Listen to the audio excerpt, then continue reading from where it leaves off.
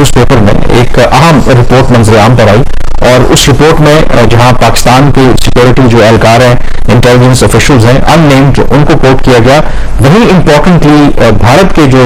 Security officials हैं, जो उनके इंटेलिजेंस ऑफिशियल्स हैं, उनको भी कोट किया गया, और जिसमें बाकायदा तौर पर भारत ने ये एडमिट किया कि वो पाकिस्तान में एक्स्ट्रा जुडिशियल किलिंग्स में मुलविस है। और ये कब पॉलिसी चेंज आई? 2019 में जो पुलवामा वाला वाकया हुआ, तो उसके बाद भारत के प्राइम मिनिस्टर नरेंद्र मोदी ने यह फैसला किया कि जिस तरह से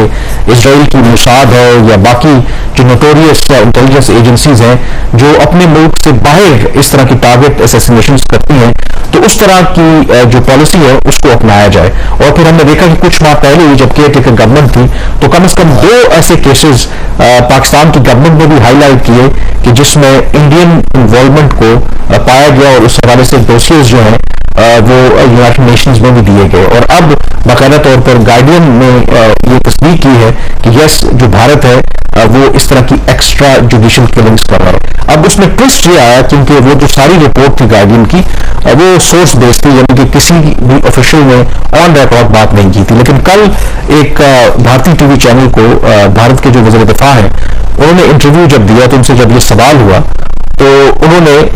इनडायरेक्टली इसका एतराफ़ किया। तो उन्होंने कहा कि हमने यस दहशतगर्द मारे हैं, और उन्होंने ये कहा कि भारत की पॉलिसी बड़ी वाज़ेह है कि अगर यानी कि पड़ोसी मुल्क से कोई भारत की सरजमीन पर हमला करेगा और वापस पड़ोसी मुल्क जाने की कोशिश करेगा या वहां पर छुपेगा, तो फिर हम उसको उसके घर में घुसकर मारेंगे। और ये जो पॉलिसी अप्रूव की है प्राइम मिनिस्टर नरेंद्र मोदी ने, और पाकिस्तान को भी इसका अच्छी तरह से अंदाजा है। तो अगर आप रिसेंट इवेंट्स देखें, कनाडा में जो वाकया हुआ जिसमें भारतीय खुफिया एजेंसी मुलविस थी, फिर अमेरिका के अंदर एक फेल्ड अटेम्प्ट हुआ, वहां पे एक सिख लीडर को मारने की कोशिश की भारत ने, और पाकिस्तान ने फिर इल्जाम आयद किया। फॉर द फर्स्ट टाइम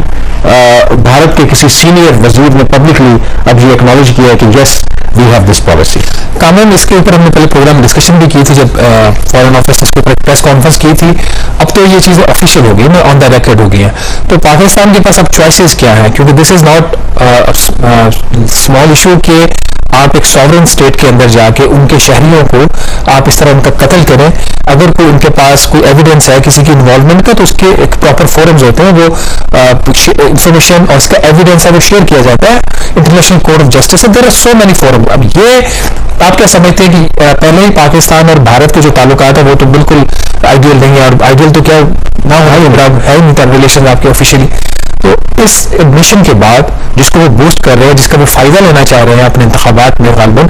इस एडमिशन के बाद पाकिस्तान के पास चॉइसेस क्या है और अभी तक रिएक्शन क्या है हुकूमत पाकिस्तान? देखिए, पाकिस्तान का जो रिएक्शन है, एक तो बिल्कुल पाकिस्तान ने यही कहा है कि ये जो राजनाथ सिंह का बयान है, ये पाकिस्तान के स्टांस को इंडिकेट करता है कि पाकिस्तान ऑलरेडी 2 केसेस का पाकिस्तान ने हवाला दिया कि इस तरह से इन्वॉल्वमेंट है। लेकिन उन्होंने कहा कि ये ऑब्वियसली जो भी पाकिस्तान और भारत पड़ोसी ममालिक हैं, और इस तरह की जो टैक्टिक्स हैं, जो पॉलिसीज हैं भारत की, उससे फ्यूचर में जो भी अगर कोई एफर्ट होगी कोई री एंगेजमेंट की, तो उसको ये अंडरमाइन करेगा। And at the same time Pakistan ने कहा है कि अगर भारत समझता है कि वो इस तरह की पॉलिसी कंटिन्यू रखेगा, तो उन्होंने रिमाइंड करवाया कि कैसे पुलवामा के बाद जो बालाकोट हुआ, और बालाकोट के बाद पाकिस्तान ने रिस्पॉन्ड किया, उनके 2 फाइटर जेट्स भी गिराए। तो पाकिस्तान पूरी तरह से अपनी जो टेरिटोरियल इंटीग्रिटी और सॉवरेनिटी है उसको प्रोटेक्ट करने की सलाहियत रखता है, और वो करेगा। अब ऑप्शंस क्या हैं? जैसे एक ऑप्शन तो जब पहले भी ये वाकया हुआ था कि हमने यूएन को खत लिख दिया, डोसियर्स भेज दिए, बायलैटरली अब हालात नहीं है कितना आप उसको टेकअप करेंगे। तो ऑप्शन पाकिस्तान के पास आई थिंक यही है कि इंटरनेशनल लेवल पर, और जो बायलैटरल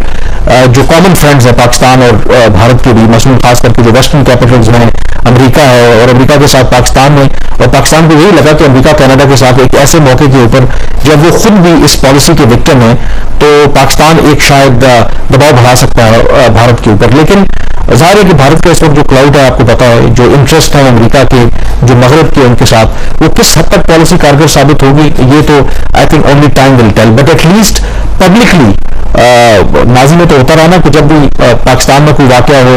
या भारत में कोई वाकया हो तो हम एक दूसरे के ऊपर इल्जाम तराशी करते हैं। इस दफा पाकिस्तान में जो अगर इल्जाम आयद किया भी था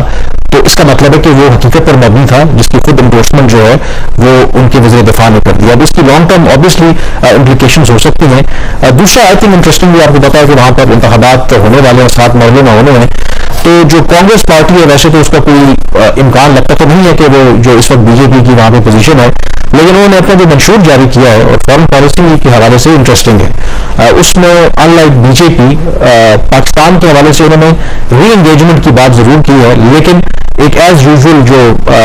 बीजेपी का भी वो एक मंत्रा रहा है वो वहां पे भी यही कह रहे हैं कि इट डिपेंड्स ऑन कि पाकिस्तान जो क्रॉस बॉर्डर टेररिज्म है उसमें किस हद तक काबू पाता है, तो फिर पाकिस्तान के साथ एक एंगेजमेंट पॉसिबल है। लेकिन गिवन द फैक्ट कि बीजेपी का जो इतना हार्ड लाइन स्टांस है तो कांग्रेस का कहीं ना कहीं आपको लगता है कि थोड़ा सा